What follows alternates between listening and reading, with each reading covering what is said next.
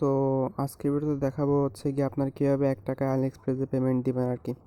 তো AliExpress payment দেওয়ার জন্য হচ্ছে ভার্চুয়াল মাস্টার কার্ড প্রয়োজন আর কি। ভার্চুয়াল বলতে গেলে আপনার একটা ডুয়াল কারেন্সি মাস্টার কার্ড প্রয়োজন, যেক্ষেত্রে হচ্ছে আপনি ইউএস ডলার দিয়ে আর কি পেমেন্টটা দিতে পারেন।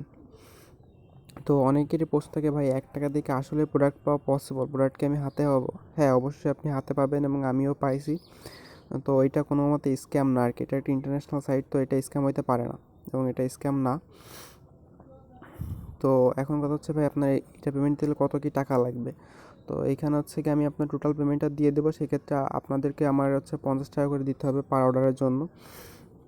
এবং এখানে হচ্ছে মোস্ট যে প্রবলেমটা ফেস করতে হয় সেটা হচ্ছে গিয়ে আপনার আর সিকিউরিটি কনসার্নের জন্য আর কি অর্ডারটা ক্যান্সেল করে দেয় আর কি, অর্ডারটা পেমেন্টটা প্রসেসিং হয় না।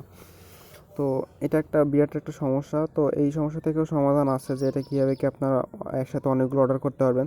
তো আমি কিন্তু একটা ডিভাইস দিয়া অনেকগুলো অর্ডার করছি আর কি।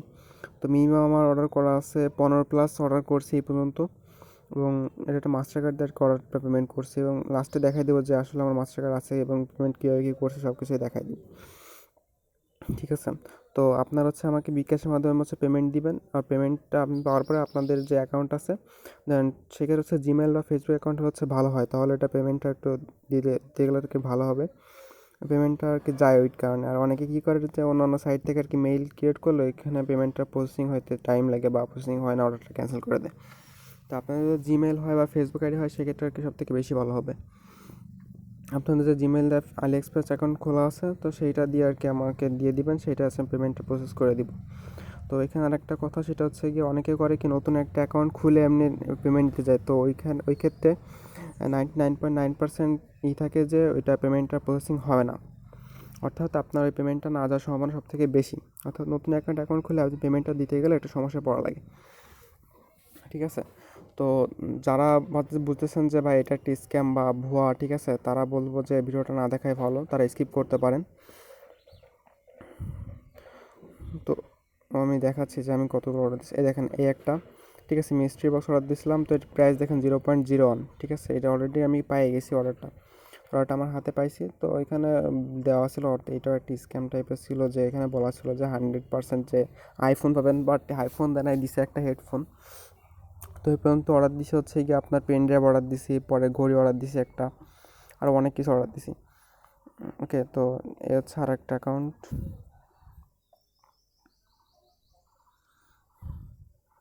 তো আমি আবারও বলতেছি, আপনারা হচ্ছে আমাকে বিকাশের মধ্যে পেমেন্ট দিবেন, আর আমি হচ্ছে মাস্টার কার্ডে আপনার যে অ্যাকাউন্ট আছে অ্যাকাউন্ট হচ্ছে পেমেন্ট দিয়ে দেবো।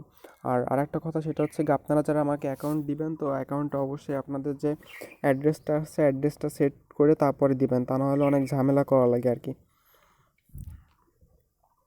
দেখেন, এই অর্ডারটা আমি পেমেন্ট করছিলাম, এটা হচ্ছে 2000 GB একটা ফ্ল্যাশ ড্রাইভ।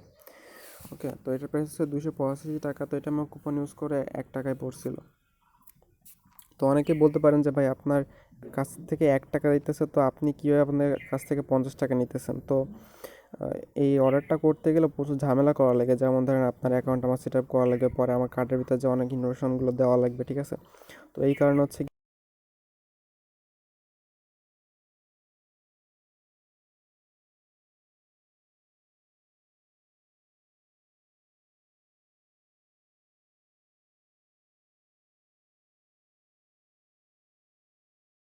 দেখেন নতুন একটা অ্যাকাউন্টে লগ ইন করতেছি, ঠিক আছে।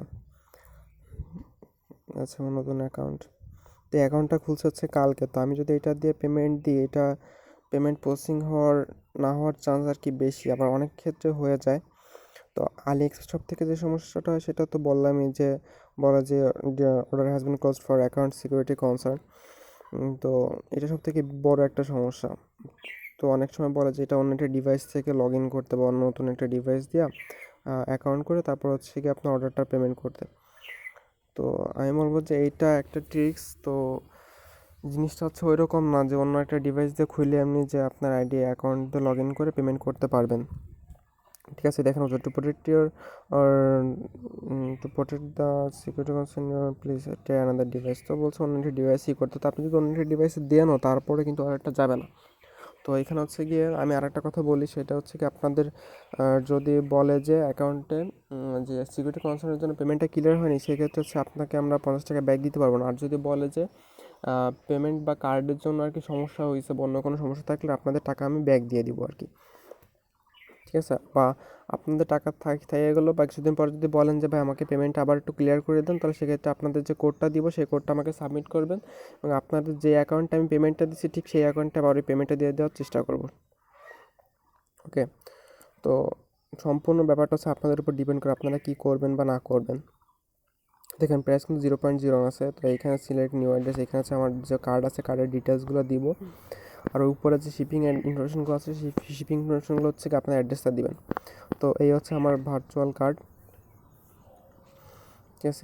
এই কার্ড দিয়ে হচ্ছে আমি পেমেন্ট করে দিব। তো আপনাদের হিস্ট্রি দেখা যায় আমি আসলে আলিএক্সপ্রেস পেমেন্ট করছি কি করি নাই, ঠিক আছে। তো দেখেন লোকাল প্রাক্সেস aliexpress.com 0.01, ঠিক আছে, ডলার।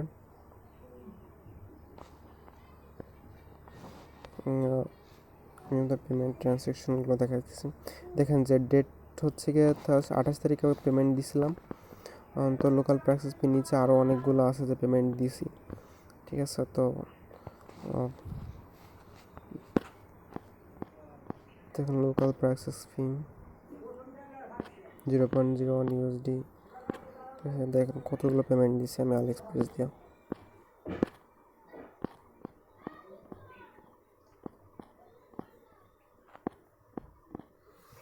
তো তারপরে যদি ভাবেন যে ভাই এটা একটা স্ক্যাম, ঠিক আছে, তাহলে বলবো যে ভাই ভিডিওটা ইগনোর করতে পারেন, সমস্যা নাই।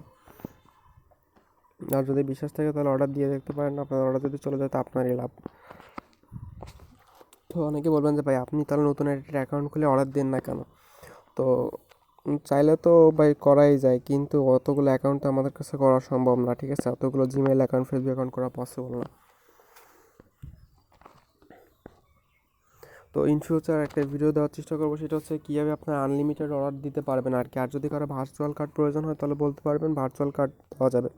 তো অনেক সময় করে কি নতুন নতুন কার্ড ইউজ করা লাগে, তো ওল্ড অনেক মানে একটা অর্ডারে একটা কার্ড অনেক জায়গায় ইউজ করলে আপনার অনেক সময় পেমেন্ট হয় না। তো আমরা কী করবো, কার্ড রিপ্লেস করে নতুন একটা কার্ড পাওয়া যায়, তো সেই কার্ড দিয়ে পেমেন্ট দিব, ফলে অর্ডার যাওয়ার চান্স আছে সব থেকে বেশি, তো আপনার পেমেন্টটা প্রসেসিং হওয়ার চান্স সব থেকে বেশি থাকে, ঠিক আছে।